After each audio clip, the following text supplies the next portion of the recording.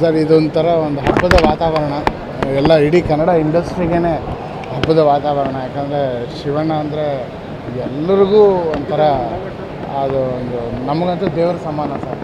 ಯಾಕಂದರೆ ನಮ್ಮ ಸಿನಿಮಾಗೆ ಅಷ್ಟು ಒಂದು ಗಾಡ್ ಫಾದರ್ ಥರ ನಿಂತಿದ್ದಾರೆ ಸಿನಿಮಾದಲ್ಲಿ, ಆ ಸಪೋರ್ಟಾಗಿ ಇಡೀ ತಂಡದ ಹಿಂದೆ. ಸೊ ಖಂಡಿತವಾಗ್ಲೂ ಶಿವಣ್ಣ ಅವ್ರನ್ನ ವೆಲ್ಕಮ್ ಮಾಡ್ಕೊಳ್ಳೋಕ್ಕೆ ಅಣ್ಣ ಕೂಡ ಬಂದಿದ್ದೀವಿ ನಾವಿಬ್ಬರೂ. ಯಾಕಂದರೆ ಹಾಗೆ ಬಿಡೋಕ್ಕೆ ಸಾಧ್ಯನೇ ಇಲ್ಲ. ಅವ್ರು ನಮಗೆ ತೋರಿಸಿರೋ ಪ್ರೀತಿಗಳಿಗೆ ನಾವು ಏನೇ ಮಾಡಿದ್ರೂ ಕಮ್ಮಿನೇ. ಸೊ ಅಟ್ಲೀಸ್ಟ್ ನಾವು ಒಂದು ಚಿಕ್ಕ ರಿಸೀವ್ ಮಾಡೋದಕ್ಕಾದರೂ ನಾವೆಲ್ಲ ಬಂದು ಇಲ್ಲಿ ನಿಂತು ಅವ್ರಿಗೆ ರಿಸೀವ್ ಮಾಡೋಣ ಅಂತ ಖುಷಿಯಾಗಿ ಎಲ್ಲರೂ ಬಂದಿದ್ದೀವಿ. ಸೊ ಭಾಳ ಖುಷಿ ಆಗ್ತಾಯಿದೆ ಅವ್ರು ಆರೋಗ್ಯಕರವಾಗಿ ಬರ್ತಾ ಇರೋದು. ಆ್ಯಂಡ್ ಖಂಡಿತವಲ್ಲ ಅವ್ರಿಗೆ ದೇವರು ಏನು ಯಾವುದೇ ರೀತಿ ತೊಂದರೆ ಇನ್ನು ಯಾವತ್ತೂ ಬರೋದಿಲ್ಲ. ಏನೋ ಒಂದು ಚಿಕ್ಕದಾಗಿ ಏನು ಗಂಡಾಂತರ ಆಗಬೇಕಿತ್ತು ಅದೆಲ್ಲ ಮುಗಿದೋಗಿದೆ.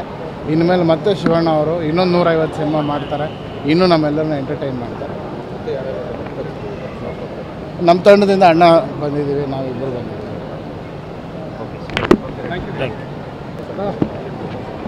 ಸರ್ ಇದೊಂಥರ ಒಂದು ಹಬ್ಬದ ವಾತಾವರಣ, ಎಲ್ಲ ಇಡೀ ಕನ್ನಡ ಇಂಡಸ್ಟ್ರಿಗೇ ಹಬ್ಬದ ವಾತಾವರಣ. ಯಾಕಂದರೆ ಶಿವಣ್ಣ ಅಂದರೆ ಎಲ್ಲರಿಗೂ ಒಂಥರ ಅದು ಒಂದು ನಮಗಂತೂ ದೇವರ ಸಮಾನ ಸರ್. ಯಾಕಂದರೆ ನಮ್ಮ ಸಿನಿಮಾಗೆ ಅಷ್ಟು ಒಂದು ಗಾಡ್ ಫಾದರ್ ಥರ ನಿಂತಿದ್ದಾರೆ ಸಿನಿಮಾದಲ್ಲಿ, ಆ ಸಪೋರ್ಟಾಗಿ ಇಡೀ ತಂಡದ ಹಿಂದೆ.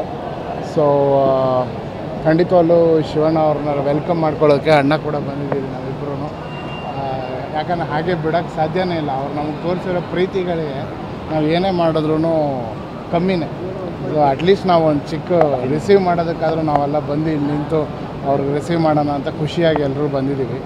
ಸೊ ಭಾಳ ಖುಷಿ ಆಗ್ತಾಯಿದೆ ಅವ್ರು ಆರೋಗ್ಯಕರವಾಗಿ ಬರ್ತಾ ಇರೋದು. ಆ್ಯಂಡ್ ಖಂಡಿತವಲ್ಲ ಅವ್ರಿಗೆ ದೇವರು ಏನು ಯಾವುದೇ ರೀತಿ ತೊಂದರೆ ಇನ್ನು ಯಾವತ್ತೂ ಬರೋದಿಲ್ಲ. ಏನೋ ಒಂದು ಚಿಕ್ಕದಾಗಿ ಏನು ಗಂಡಾಂತರ ಆಗಬೇಕಿತ್ತು ಅದೆಲ್ಲ ಮುಗಿದೋಗಿದೆ. ಇನ್ಮೇಲೆ ಮತ್ತೆ ಶಿವಣ್ಣ ಅವರು ಇನ್ನೊಂದು 150 ಸಿನಿಮಾ ಮಾಡ್ತಾರೆ, ಇನ್ನೂ ನಮ್ಮೆಲ್ಲರನ್ನ ಎಂಟರ್ಟೈನ್ ಮಾಡ್ತಾರೆ. ನಮ್ಮ ತಂಡದಿಂದ ಅಣ್ಣ ಬಂದಿದ್ದೀವಿ, ನಾವಿಬ್ಬರು ಬಂದಿದ್ದೀವಿ.